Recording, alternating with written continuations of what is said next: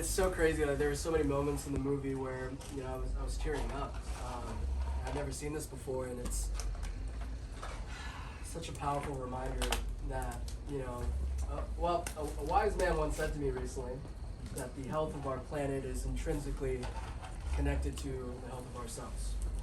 That man's actually Marcus, who articulated it very well a few months ago as he came to this realization, and it's what we very firmly believe, that sustainable you. And you know, most of the movie, well, I don't know about you guys, was really kind of depressing, right? It's like, oh man, I did not expect to, you know, watch something like this, but I think in the end, it really tied it all together around how it's actually quite simple when we think about it. It's about doing things like this where we can share with our neighbors simple choices. You know, as an example, Marcus has been a vegan for how long now? 8 years? 7 years. 7, 8 years. You know, and you made that choice once you got it. You made that choice. You know, some people here, like, you know, the Murillo family, thank you so much for coming, went solar with us. And, you know, your son, by the way, approached me. This is my favorite moment of tonight. He approached me for some more popcorn. And he was like, this is so awesome. I'm actually studying climate change at school. There's this whole course. And I was like, thank you for existing and for being around. And I'm so glad whatever school you go to does that. You know, just recently we were at Matthew over there, one of our team members was organized this event at the Georgetown Day School, where they had a big eco market fair, parents, faculty, everybody was, you know, full house around figuring out, okay, how do we do this? How do we solve the fact that we're escaping our boundaries and going into the danger zone? And how do we go back? I personally believe that there's a zone that you know, I think I forgot the person's name, but said how we were perhaps tied in with the consciousness of the planet. I think there's a zone where we can really thrive. It's beyond just being safe, but a zone where we can really thrive. And it's things like this, where we can, you know, have work for the common good, literally, and have a farm where we can every week get our veggies from and connect. And, you know, so many houses around here have solar, which is amazing. So yeah, my biggest takeaway is that we get to do these things with one another. We get to share what we're up to, whether it's going solar or changing our diet or throwing events like these, where people that, you know, haven't really thought about these things get to learn about these things for the first time. So I'd love to hear any takeaways, you know, from anybody at all that I'd like to share, if you'd like.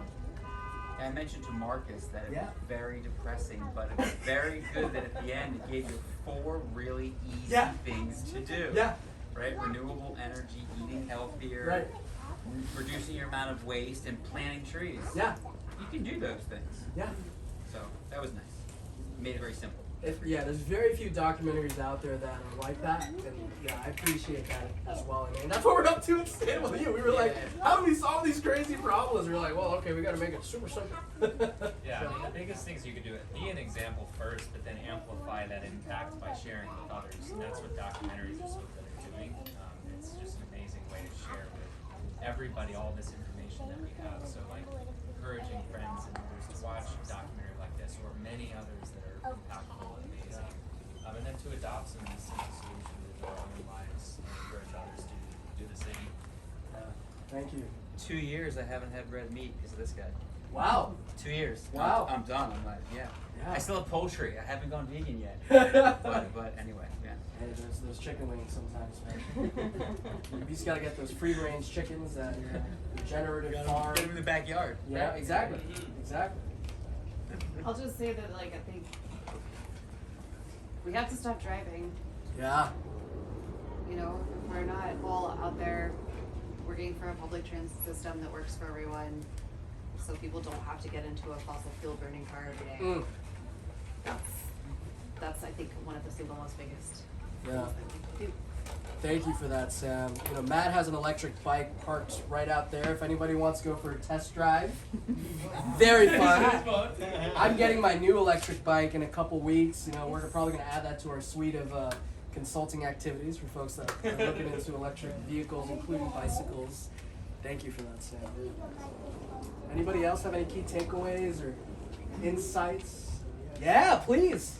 So I do believe that recycling solar energy and other renewable resources, that could really benefit the world. And there's so many different possibilities and outcomes that I think we can use to make the world a better place.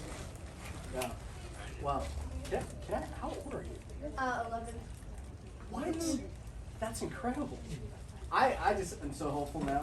Like, I wish I could get that when I was your age. Thank you so much for sharing that and for learning what you're learning. And thanks to your parents too for being awesome parents. Thanks so much for coming, guys. Thank you so It much. really says something about how things do stick with you, like even Yeah. with my family, like the, you know, low income school, like growing up, but we had like one simple activity, which is like we had to make recycled paper, and like we went to another wealthier school, right, that had their own rules. But that memory of that sticks with you, and Sticks with you know, yeah, exactly. That's So. awesome. You do recycling at your school? Yeah. That's Oh yeah, awesome. you guys. I love doing it. It's my dream. I'm a recycler. Yeah? Wow. I That's have incredible. I have a long history. All my family cyclists. Yeah. Yeah, we used to just pick up cycling. Anytime I see trash on the floor, I just try to pick it up. That's awesome. Thank you for doing that. Yeah, that would be another thing, doing more I like lied. community events. Yeah. No, hopefully, yeah. I mean, hopefully we're going to be doing this on a more regular basis, whether here or some other place. I think something our partner Count Us In, you know, who recommended we do this, they're an international organization, and they realized through a lot of study and research, like, how do we get to people? And they realized it was two things, culture and entertainment.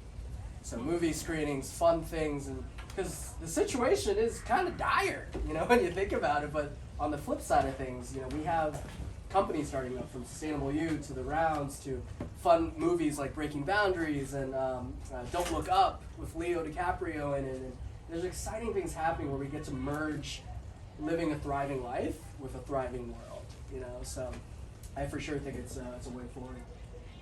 I will. Yeah. I just want to plug the round. Yeah. So Please. one of the solutions that they specifically mentioned was like circular economy and Yeah. that kind of stuff. And these guys are actually in that space, and I can see them growing to be like have a lot of other avenues. But this is really part of that. Like a lot of the times where like you'll just get pretzels and comfort foods and stuff. It all comes in plastic bags, and the global system hasn't changed yet, and I think it will eventually. But until then, companies like The Rounds that will actually deliver all of those staples in mason jars, and then you just, it's part of this circular loop system. And they, you know, if you do this code with us, Sustainable You get 6 months for free, and then also it's only like $5 a month anyways for it. And you're buying these things anyways at the grocery store, you might as well, if it's so easy, they get delivered to your house on an electric bike. And companies like this will have to thrive as this world transitions towards a more sustainable world. Thank you. Yeah.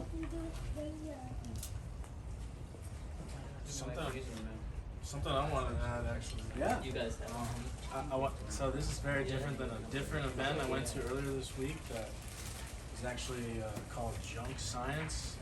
And the agenda behind green agenda.